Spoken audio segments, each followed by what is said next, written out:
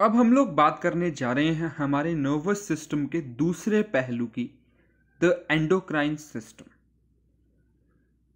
Endocrine system का सबसे important, सबसे ज़रूरी हिस्सा हॉर्मोन्स हैं। अब ये हॉर्मोन्स होते क्या हैं? Hormones are the chemical substances secreted in very small amount by some specialised tissues in our body known as endocrine glands. Hormones वो स्पेशल केमिकल सब्सटेंसेस हैं जो एक बहुत छोटी मात्रा में सेक्रेट होते हैं हमारे बॉडी के अंदर कुछ स्पेशलाइज्ड टिश्यूज में से, जिन्हें हम एंडोक्राइन ग्लैंड्स बोलते हैं। These hormones coordinate the activities of living organisms and also their growth, which are made inside the body of organism. ये हॉर्मोन्स सारे लिविंग ऑर्गेनिजम्स की अलग अलग एक्टिविटीज को कोऑर्डिनेट करते हैं और उनकी ग्रोथ को भी मैनेज करते हैं। Characteristics of hormones. हॉर्मोन्स की क्या क्या विशेषताएं हैं, क्या क्या कैरेक्टरिस्टिक्स है? Hormones are secreted in small amount by endocrine glands. Hormones हमारे एंडोक्राइन ग्लैंड से बहुत छोटी मात्रा में, बहुत छोटे अमाउंट में सेक्रेट होते हैं। Hormones are poured directly into the blood and carried throughout the body by a circulatory system. Hormones जो हैं ये सीधा हमारे ब्लड में चले जाते हैं और ये हमारे पूरे बॉडी में मूव करते हैं by our circulatory system. Hormones have their effect at a site different from the site where they are made. Hormones दो अलग अलग जगह पे काम करते हैं। सबसे पहला तो ये जहां पे वो बनते हैं एंड जहां पे वो इफेक्ट करते हैं।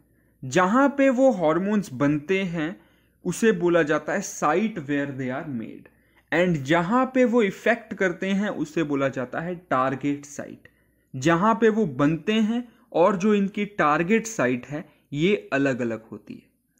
Hormones act on specific tissues or organs called target organs. Hormones सिर्फ कुछ स्पेसिफिक ऑर्गन्स और टिश्यूज को ही टारगेट करते हैं जिन्हें हम बोलते हैं target organs. Hormones coordinate the activities of body also it's growth. Hormones हमारे बॉडी की सारी एक्टिविटीज को कोऑर्डिनेट करते हैं एंड ऑल्सो हमारे बॉडी की जो ग्रोथ है उसे मैनेज करते हैं। Glands. Gland is a structure which secretes specific substance or substances in the body. Gland वो structure होता है जहां से कुछ specific substance या substances secrete होते हैं। Gland is made up of group of cells or tissues. जो भी glands हैं ये अलग अलग तरीके के cells के ग्रुप से बनते हैं जिन्हें हम tissues भी बोलते हैं। There are two types of glands, exocrine glands and endocrine glands. Exocrine gland which secretes its product into a duct or tube is known as exocrine gland. ऐसे ग्लैंड जो अपना प्रोडक्ट एक डक्ट में या एक ट्यूब के अंदर secret करते हैं वो सारे एक्सोक्राइन ग्लैंड्स होते हैं। For example, salivary gland secretes saliva into duct known as salivary duct. salivary gland जो है वो saliva secrete करते हैं salivary duct के अंदर।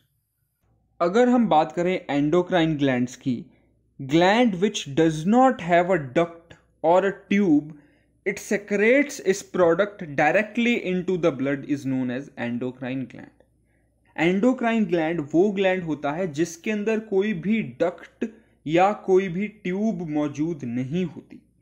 ये डायरेक्टली अपना जो भी प्रोडक्ट है उसे ब्लड के अंदर सेक्रेट कर देता है and then that blood transports it to all the body parts.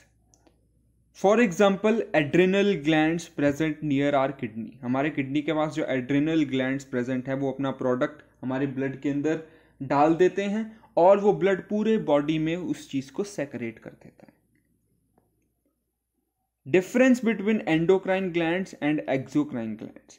Endocrine glands are a type of glands that secrete substances, that is hormones, directly into the bloodstream, whereas exocrine glands are a type of glands which release its secretion external to or at the surface of an organ with the help of a canal, a tube, or a duct. Endocrine glands are a type of ductless gland, and exocrine glands may or may not have duct. Endocrine glands secrete directly into the blood, whereas exocrine glands pour their secretions directly at the site of action. Endocrine glands secrete hormones, whereas exocrine glands secrete enzymes. Target of the glands in endocrine gland is located away from the gland, whereas target is very close in case of exocrine glands. Response is delayed since secretion should be transported through the blood to the target organ. यहाँ पे exocrine glands के अंदर बहुत rapid response show होता है because it is poured directly to the target organ. Mainly, it controls long-term activities of the target organ, whereas in exocrine glands, it generally controls short-term activities of the body. There are two types, primary endocrine gland and secondary endocrine gland. Whereas there are different type of exocrine glands, unicellular exocrine glands, multicellular exocrine glands, merocrine glands, apocrine glands, serous glands, mucous glands, and mixed glands. Thyroid gland, pituitary gland, and adrenal gland are some examples of endocrine, whereas gastric glands, salivary glands, sweat glands are examples of exocrine glands. Now, let's discuss what exactly endocrine system is. Endocrine system, a group of endocrine glands which produce various hormones, is known as endocrine system. This is also known as hormonal system. Group of endocrine glands जो बहुत सारे hormones को produce करते हैं उन्हें endocrine system बोला जाता है, and it is also known as hormonal system.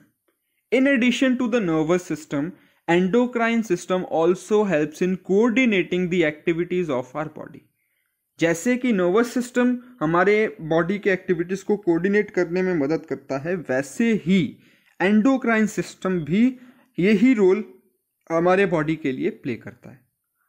There are 10 different endocrine glands present in a human body. They are pineal gland, hypothalamus gland, pituitary gland, thyroid gland, parathyroid gland, thymus, pancreas, adrenal gland, testes in males and ovaries in females. अब ये सारे क्या क्या हैं और ये क्या क्या काम करते हैं, एक बार इनके बारे में बात करते हैं. Anatomy of the endocrine system. हमारे एंडोक्राइन सिस्टम की एनाटॉमी क्या कहती है? हाइपोथैलेमस. सबसे पहले अगर हम बात करें हाइपोथैलेमस की, तो that is located in the lower central part of brain. इसका काम क्या होता है? It links the endocrine system and nervous system. हमारे ब्रेन के लोअर सेंट्रल पार्ट में मौजूद होता है hypothalamus.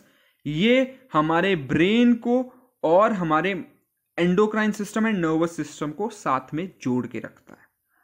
Nerve cells in hypothalamus make chemicals that control the release of hormones from pituitary gland.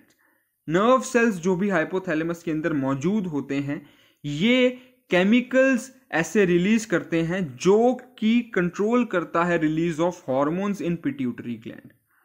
Hypothalamus gathers information sensed by brain. Hypothalamus क्या करता है? ये सारी इंफॉर्मेशन अपने ब्रेन के अंदर सेंस करता है. For example, the temperature in our surroundings, light exposure, feelings etcetera, and send it to pituitary. This information influences the hormones that are made and released by pituitary gland. Generally ये सारी information pituitary gland को भेजी जाती है by hypothalamus, and उसके बाद pituitary glands decide करते हैं कि उन्हें किस तरीके के हॉर्मोन्स रिलीज करने हैं on the influence of the information sent by hypothalamus. Pituitary gland is at the base of the brain. हमारे ब्रेन के बेस पे मौजूद होता है, बहुत छोटा होता है साइज में, just like a P. Despite of its small size, pituitary is often known as master gland. The hormones it makes control many other endocrine glands. जो hormones pituitary gland बनाता है वो हमारे endocrine gland के और बहुत सारे organs को control करता है.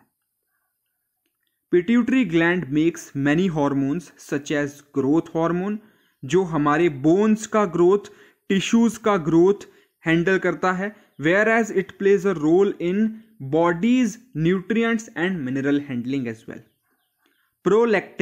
प्रोलैक्टिन हमारे विमेंस के अंदर जो भी मिल्क प्रोडक्शन या ब्रेस्ट फीडिंग के लिए मिल्क प्रोडक्शन बनाने का जो काम करता है वो प्रोलैक्टिन करता है. whereas thyrotropion which stimulates the thyroid gland to make thyroid hormones. कॉर्टिकोट्रोफिन जो है ये एड्रिनल ग्लैंड को बहुत सारे हार्मोन्स बनाने में मदद करता है. एंटी डायरेक्टिक हार्मोन्स जो कि हमारे बॉडी में वाटर बैलेंस बनाए रखने के लिए मदद करता है, जिसका सीधा असर हमारे किडनीज पे पड़ता है. Oxytocin which triggers the contraction of the uterus that happens during labour pain. जो भी हमारे फीमेल्स के अंदर यूट्रस में जो कॉन्ट्रैक्शन होता है during labour, that is controlled by oxytocin. The pituitary gland also secrets endorphins, chemicals that act on nervous system and reduce the feelings of pain. The pituitary also secrete hormones that signal the reproductive organs to make sex hormones. Pituitary gland also controls ovulation in the menstrual cycle of women. तो इतने छोटे size में होने के बावजूद भी pituitary gland को master gland कहा जाता है, क्योंकि ये हमारी बॉडी के कुछ बहुत इंपॉर्टेंट, कुछ बहुत ही प्रोमिनेंट फीचर्स को या फंक्शंस को हैंडल करता है. Thyroid gland is present in the front part of lower neck. It shapes like अ बो टाई और अ बटरफ्लाई. इसके अंदर जो हार्मोन प्रोड्यूस होता है that is known as thyroxine. These hormones control the rate at which cell burn fuels from food to make energy. Generally ये decide करता है कि हमारे जो सेल्स हैं वो फूड से जो एनर्जी मिलती है, जिसे हमारी body as a fuel use करती है, उसे कैसे कितना परफेक्टली या कितना एफिशिएंटली बर्न किया जा सकता है. The more thyroid hormones are present in our blood stream, the faster chemical reactions happen in our body. जितने ज्यादा थायराइड हॉर्मोन्स हमारे बॉडी के अंदर मौजूद होते हैं, हमारे ब्लड स्ट्रीम में होते हैं, उतने ही फास्टर हमारे बॉडी के अंदर केमिकल रिएक्शंस होते हैं. Thyroid hormones are important because they help kids and teens bone to grow and develop. They also play a pivotal role in development of brain and nervous system. Parathyroid glands. Attached to thyroid glands, there are 4 tiny glands that work together, which are known as parathyroid glands. They release parathyroid hormones which control the level of calcium in our blood. Now, adrenal glands. The 2 triangular adrenal glands are present on the top of our kidneys. Adrenal glands have 2 parts, each which make the set of hormones which have different functions.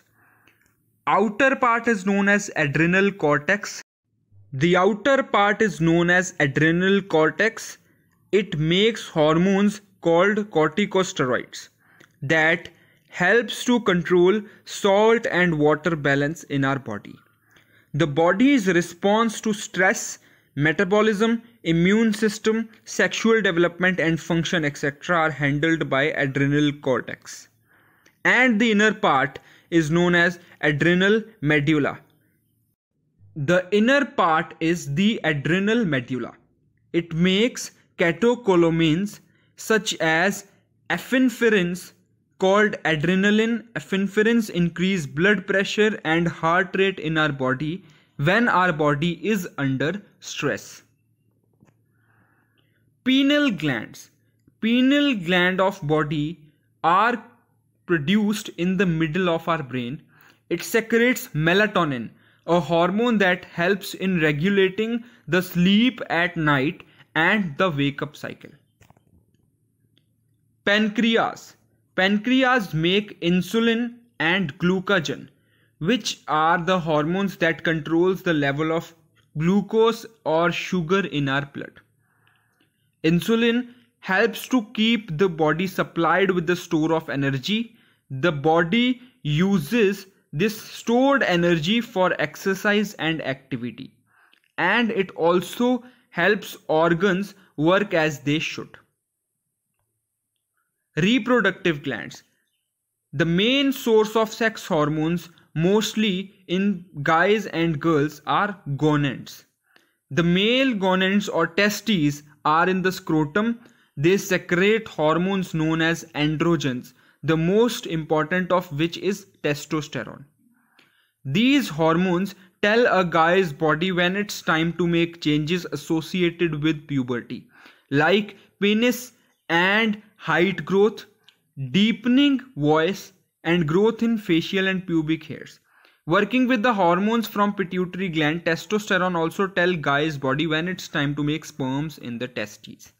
Generally reproductive glands जो हैं उन्हें gonads बोला जाता है. Mail gonads और testes जो हैं वो स्क्रोटम के अंदर मौजूद होते हैं and they secrete hormones like testosterone जो कि एंड्रोजेंस की कैटेगरी में आते हैं. ये हार्मोन्स जनरली हमारे बॉडी के अंदर जो भी चेंजेस आते हैं when we develop, that is controlled और managed by testosterone. In girls, the ovaries are present in their pelvis. They make eggs and secrete female hormones known as estrogen and progesterone. Whereas estrogen and progesterone both are involved in regulation of girls' menstrual cycle. These hormones play a pivotal role in pregnancy. Feedback mechanism. What is feedback mechanism? The excess or deficiency of hormones has a harmful effect on our body. Hormones का excess भी हमारे body के लिए harmful है. Hormones का deficiency भी हमारे लिए harmful है. The timing and amount of hormones released by the various glands controlled by the feedback mechanism which is inbuilt in our body. ये हॉर्मोन्स कब रिलीज होंगे और कितने अमाउंट में रिलीज होंगे, ये जनरली हमारे बॉडी का फीडबैक मैकेनिज्म तय करता है, which is inbuilt in our body. For example, if sugar level in blood rises too much, they are detected by the cell of pancreas which respond by producing and secreting more insulin into the blood. As blood sugar falls to a certain level, insulin is reduced automatically.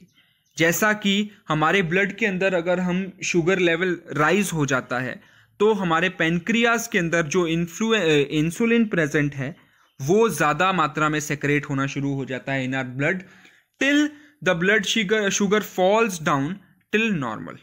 जब तक वो blood sugar normal level पे नहीं आ जाती तब तक pancreas में से इंसुलिन रिलीज होता रहता है. And this level of release of insulin becomes normal when the blood sugar level falls. For example, once we stimulate the rise of glucose level, हमारे जो पेनक्रियाज हैं ये डिटेक्ट कर लेते हैं हाई लेवल ग्लूकोज को and they start secreting insulin. Pancreas secrete the hormone insulin, causing liver cells to take up glucose and store it as glycogen.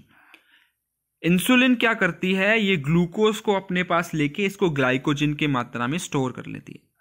Most of the body cells also take up more glucose. As body cells take up the glucose in the blood and decline the level of glucose, insulin release stops. And this is known as negative feedback loop. अच्छा, अब ये negative feedback loop है, तो positive feedback loop क्या होता है, इसे भी एक एग्जांपल के तौर पे समझते हैं. For example, baby's growth takes place in the uterus, stretch receptors activated in uterus. जैसे ही हमारे बॉडी को पता चलता है कि बेबी की ग्रोथ होनी शुरू हो गई है यूट्रस के अंदर, जो रिसेप्टर्स हैं यूट्रस के वो अपने आप को स्ट्रेच करना शुरू कर देते हैं, which signals brain to release oxytocin. Oxytocin release होना शुरू हो जाता है, that causes uterine muscles to contract, जिसके कारण यूट्रिन मसल्स जो है ये कॉन्ट्रैक्ट होना शुरू हो जाते हैं. And these contractions get stronger until the baby is delivered. जब तक बेबी की डिलीवरी नहीं हो जाती है ये कॉन्ट्रैक्शंस और ज्यादा स्ट्रॉन्ग होते रहते हैं by the time. This type of response is known as positive feedback mechanism. अब एक बार डिस्कस कर लेते हैं कुछ कॉमन सिमिलैरिटीज और differences between our nervous system and our endocrine system. Nervous system के अंदर जनरली रिस्पॉन्स जो है वो फास्ट होता है, विद इन रिएक्शन टाइम होता है, वेयर एज एंडोक्राइन सिस्टम के अंदर स्लो रिस्पॉन्स होता है. सिमिलैरिटी क्या है, both of them react to stimuli. जो भी स्टिम्युलाई, जो भी एक्सटर्नल एनवायरनमेंट में चेंज है, दोनों उसी को रिएक्ट करते हैं. Second, nervous system uses impulses to send messages, whereas endocrine system uses hormones to send messages. दोनों में कॉमन क्या है, both help in maintaining homeostasis. homeostasis मतलब क्या है, the state of normality in our human beings. तीसरा, organs are brain, spinal cord and nerves. nervous system के अंदर brain, spinal cord और nerves ही organs होते हैं. Whereas endocrine gland में बहुत सारे organs और group of tissues हैं which are collectively known as glands. Both are the systems of body that can send messages. This is the similarity between them. Nervous system के अंदर hormones का इस्तेमाल किया जाता है, they use hormones, whereas in endocrine system it travels through the blood stream. ये हमारे blood stream के थ्रू ट्रेवल करता है. नर्वस सिस्टम को अगर हम क्लासिफाई करें तो इसके दो पार्ट्स है, central nervous system and peripheral nervous system. Whereas hormones की अपनी बहुत सारे टाइप्स हैं और बहुत सारी कैटेगरीज हैं. They are adrenaline, thyroxine, insulin, testosterone etcetera. Similarity क्या है, hypothalamus is the link between the two systems. Hypothalamus जो कि ब्रेन का भी पार्ट है और एंडोक्राइन सिस्टम का भी पार्ट है, it basically is the link between the two systems.